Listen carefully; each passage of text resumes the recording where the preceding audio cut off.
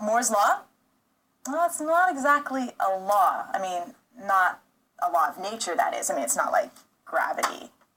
It's more of a technological trend. Gordon Moore, who was in charge of Intel in the 60s, basically said that the number of transistors created an optimal minimum cost doubles every 2 years. So this is what's allowed us to go from room-sized computers that only governments and corporations can afford to little, small gadgets and computers for the masses in just 4 decades. 4 decades sounds like a really, really long time, but it's actually not. It's very, very fast. If Moore's law had applied to the auto industry, for example, we'd have cars that could go 1,000,000 miles per hour and get 100,000 miles to the gallon. You know, a BMW would cost like 25 cents.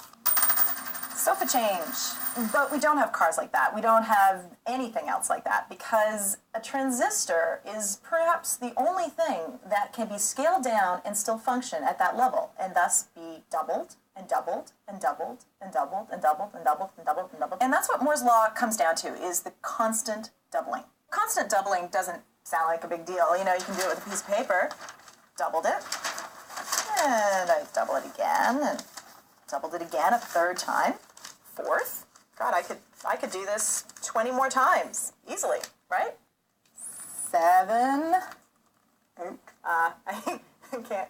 I can't do this. If I could fold this 20 times, this little wad of paper would be half the height of the Golden Gate Bridge. You know, that's a 1,000,000-fold increase in 20 steps. Okay, well, anyway, back to Moore's law.